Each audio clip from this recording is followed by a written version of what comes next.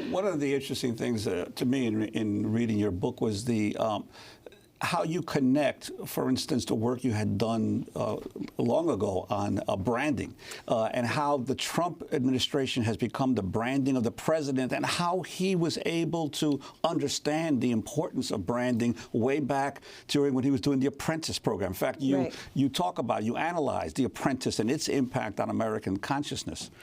Right. So I think we need to understand that Trump is not playing by the rules of politics. He's playing by the rules of branding. And there have been presidential conflicts of interest before. There have been presidents with, with business interests before.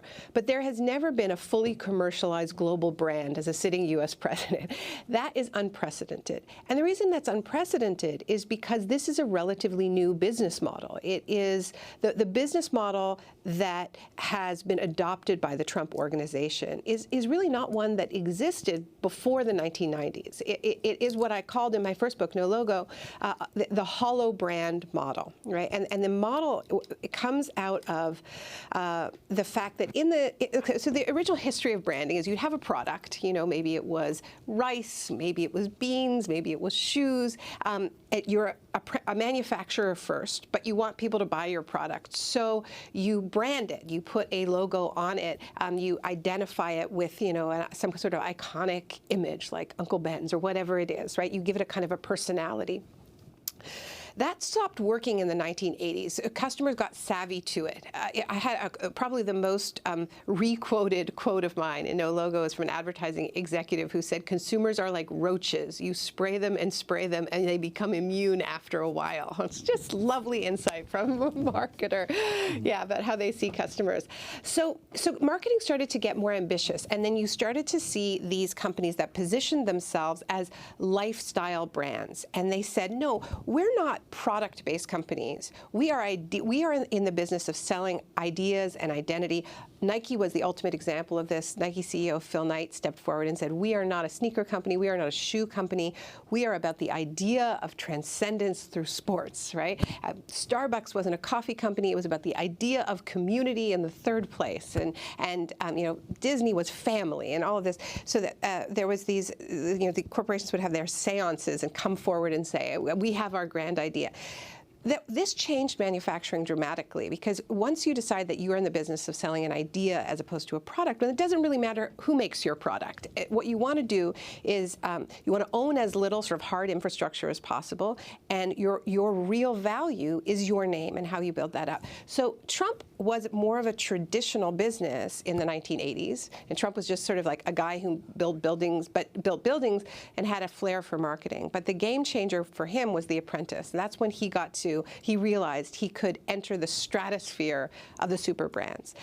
And his business model changed. It no longer became about building the building or buying the building. That was for other people to do. He was about building up the Trump name and then selling it and leasing it in as many different ways as possible. So you've got the Trump Water and Trump Steaks and Trump's very so-called dodgy university.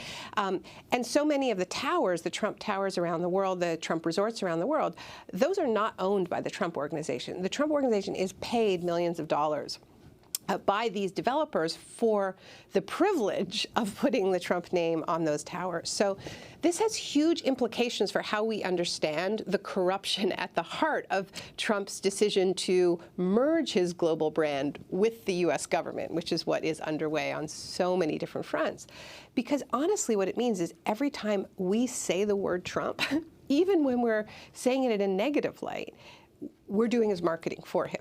So, this lawsuit that was just announced by the attorneys generals of New York and D.C. Maryland. Of Maryland and D.C. Maybe New York will get it. It's getting at part of it in the sense that foreign governments are clearly favoring Trump hotels as a way to ingratiate themselves to the president. But the conflict is more continuous than that, because Trump's big idea, the idea at the center of his brand, is the power that comes with wealth. And so the more powerful he is, and of course he happens somehow to have got himself the most powerful job in the world, that fact alone is massively increasing the value of his brand, which his sons are cashing in on busily on every front by selling that name for inflated prices. And of course, Trump, by not divesting from the Trump Organization, profits from that as president. So the conflict is baked in, happening every second. So you talk about jamming the Trump brand. How? Right. So this phrase, culture jamming, was very much in vogue in the 1990s when these super brands sort of emerged and started kind of projecting their names onto ever more surfaces. Maybe you remember some of the campaigns like "Just Don't Do It," which is exposing the sweatshops that Nike products were being made under. Joe Cancer taking on Joe Camel, this cartoon character was basically selling cigarettes to kids. So yeah, I've been thinking about how do we jam the Trump brand, because I think you have to kind of accept Trump on his own terms to some degree, and this idea that we're going to somehow catch him out, damage him by proving that he is corrupt, that he treats people awfully.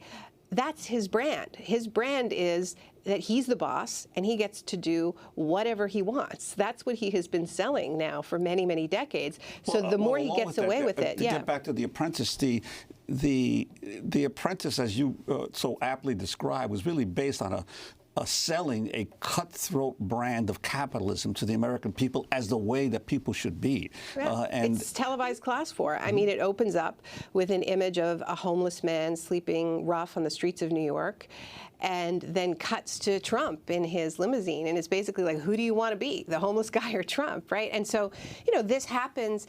The show launches, at a time when people understand that that neoliberalism is not lifting all boats. It is this cutthroat world of winners and losers, and which one do you want to be? And that was very sharply played out in The Apprentice, and it got more brutal as the show went on. And I didn't know this until I started researching this book. I have to admit, I'd maybe watched The Apprentice a couple of times. I didn't know that in later seasons, they deported half of their contestants into tents in the backyard. They called it Trump's trailer park, and they would overlay the sound of like howling dogs at night, and it was this idea of creating drama out of the massive inequalities of our economic system.